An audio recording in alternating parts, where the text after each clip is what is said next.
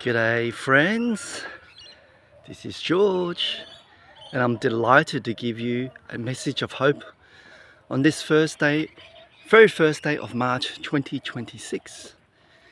Now if you recall, a few days ago on this channel we talked about the Collingwood Football Club sending letters to members over 50. I'm going up the stairs, that's why I'm panting. And they asked them to include their club in their wills. Well, as I said, the backlash was immediate. Just to recall, a 78-year-old woman tore the letter up. Whew.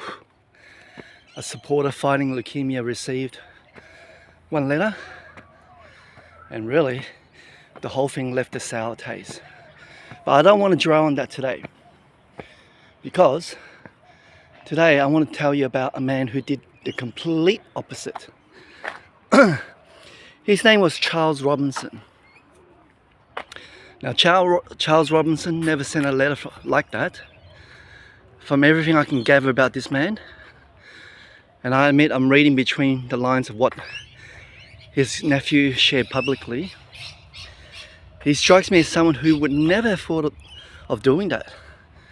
I mean, no fanfare, no announcement, just a quiet decision made in private. And it was discovered only after he was gone. You see, Charles spent most of his working life as the company secretary for Bushels. You know, the iconic Australian tea company. Not as the CEO, not as the founder, just a humble company secretary. And he loved his work. He loved his cup of tea. Truly to the end of his day. And he went home to a modest apartment in Coogee. According to the newspaper, he never married, never had children.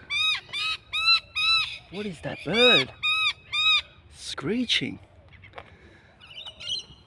Never had children, went to a Catholic mass, and really valued education. And when he died, he left everything he had to charity. And I mean everything. So it's reported that his apartment at 4 Major Street, Coogee, sold at auction for $1.93 million. Which means $330,000 over the reserve. Also, his shared portfolio at approximately another $1.5 million. So what happened? I'll tell you. The proceeds went to the Edmund Rice Foundation, the Little Sisters of the Poor, and the Little Kings Movement for the Handicapped. So these are institutions that had shaped his faith and his life. Okay. I'm not Catholic myself, by the way. Okay, so his great nephew Andrew Moore, he's the one who executed will, and this is what he said. Everything that he had is going to charity. And the entire family supported it. What a wonderful man. No fanfare, no letter asking for donations, no welcome pack. Just a life lived quietly and generously. And in his state, they kept giving after he was gone. God bless this man. So, contrast that with something I witnessed from a client some years back. And I say this gently because really I saw his heart was genuinely in the right place. This is when I was working for a payday lender. And this person wanted to give courses he believed in deeply. And if I remember, animal rescue was one of them.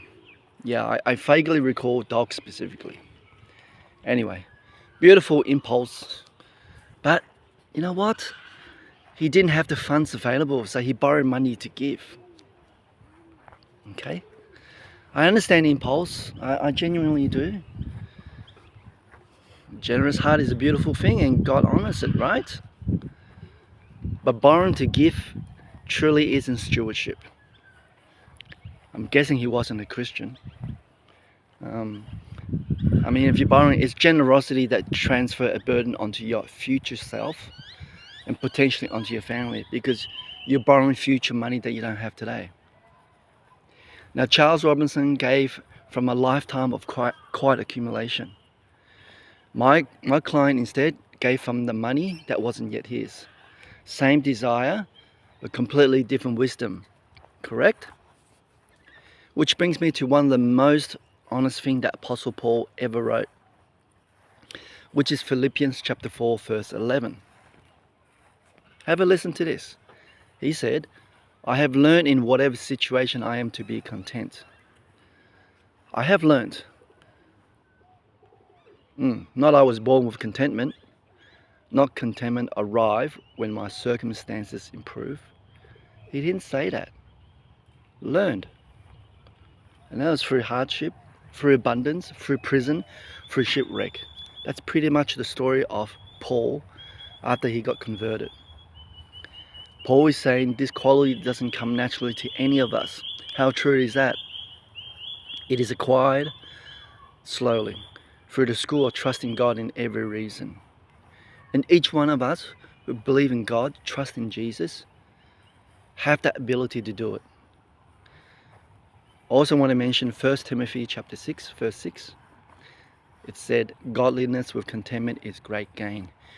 Don't you folks want great gain in the present now and in the heavenly realm? So, not godliness with wealth, not godliness with status, godliness with content. The combination of a life orientated towards God and a heart that has made peace with what it has, that, Paul says, is where real gain lives. I think Charles Robinson understood that. A company secretary who drank bushels, the tea itself, and went to mass, left 3.4 million to the institutions that loved him so well. You know what? He wasn't waiting until he had more. He wasn't borrowing to give. He was quietly, faithfully, contently, dare I say, building something over a lifetime and then releasing it completely. I don't know where you are, but if you're in a season right now where money feels tight and a desire to give feels bigger than the capacity, please ask God for wisdom before you reach for a loan. Generosity borrowed is generosity that costs twice. So make that calculation. Learn contentment first. Give what you actually have. Yes. Even if it's small. Even if it's just 2 metal coins. Yeah? The widow Jesus honored in the temple didn't borrow to give. She gave what was hers. Every last bit of hers. And so did Charles Robinson. Today I honored that man. And the kingdom of God is richer for both of them. Well, thank you for joining me on this first day of March. I hope you enjoyed the message. Please like the video, subscribe to the channel. Yeah, do me a favor. Share the message to someone else. I'll see you on the next one. Cheers.